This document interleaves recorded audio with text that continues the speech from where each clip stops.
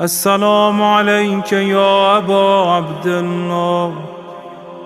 السلام عليك يا ابن رسول الله. السلام عليك يا خيرة الله وابن خيرته. السلام عليك يا ابن أمير المؤمنين وابن سيد الوصيين. السلام عليك يا ابن فاطمة سيدة نساء العالمين.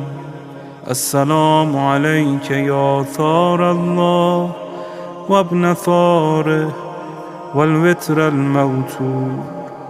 السلام عليك وعلى الأرواح التي حلت بفنائك.